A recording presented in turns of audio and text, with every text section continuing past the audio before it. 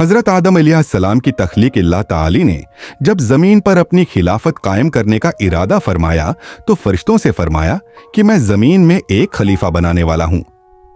فرشتوں نے عرض کیا، یا اللہ، کیا آپ ایسے کو پیدا کریں گے جو زمین میں فساد کرے گا اور خون بہائے گا؟ اللہ تعالی نے فرمایا، میں وہ جانتا ہوں جو تم نہیں جانتے۔ اللہ تعالی نے مٹی سے ایک خاص انداز میں انسان کا جسم بنایا۔ یہ مٹی مختلف جگہوں سے لی گئی تھی، اسی لیے انسانوں کے رنگ اور مزاج مختلف ہیں۔ پھر اللہ تعالی نے اس مٹی کے پیکر میں اپنی طرف سے روح پھونکی اور یوں حضرت آدم علیہ السلام وجود میں آئے۔ فرشتوں کا سجدہ اللہ تعالی نے عرب فرشتوں کو حکم دیا کہ آدم علیہ السلام کو سجدہ کریں۔ سب نے حکم مان لیا سوائے ایک کے، وہ تھا ابلیس۔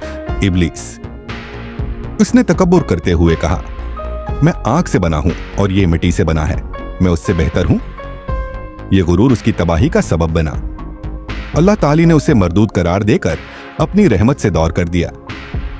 ایما حوا علیہ السلام کی تخلیق حضرت آدم جنت میں اکیلے تھے۔ اللہ تعالی نے ان کی تنہائی دور کرنے کے لیے ان کی پسلی سے ایما حوا علیہ السلام کو پیدا فرمایا۔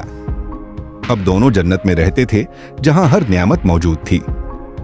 ممنوع درخت کا امتحان اللہ تعالی نے فرمایا، جنت میں جو چاہو کھاؤ پیو، لیکن اس خاص درخت کے قریب نہ جانا۔ ابلیس نے وسوسہ ڈالا اور کہا، اگر تم اس درخت سے کھا لوگے تو ہمیشہ زندہ رہو گے اور فرشتوں جیسے بن جاؤ گے۔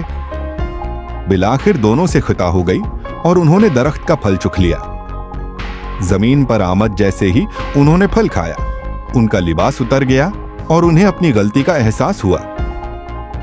انہوں نے فوراً اللہ سے توبہ کی، اے ہمارے رب، ہم نے اپنی جانوں پر ظلم کیا، اگر تو ہمیں معاف نہ کرے اور ہم پر رحم نہ کرے تو ہم نقصان اٹھانے والوں میں سے ہو جائیں گے۔ اللہ تعالی نے ان کی توبہ قبول فرمائی، لیکن انہیں زمین پر بھیج دیا تاکہ وہ وہاں زندگی گزاریں۔ زمین پر پہلی زندگی حضرت آدم زمین پر پہلے انسان اور پہلے نبی تھے۔ انہوں نے اپنی اولاد کو اللہ کی عبادت، نیکی اور سچائی کا درس دیا۔ ان کے دو بیٹے تھے، حابیل اور قابیل۔ قابیل نے حسد کی وجہ سے حابیل کو قتل کر دیا اور یوں زمین پر پہلا قتل ہوا۔ سبق اور پیغام تکبر انسان کو تباہ کر دیتا ہے۔ اب اس کی مثال، غلطی ہو جائے تو فوراً توبہ کرنی چاہیے۔ حسد بہت بڑا گناہ ہے۔ اللہ تعالی بہت معاف کرنے والا اور رحم کرنے والا ہے۔ اگر آپ چاہیں تو میں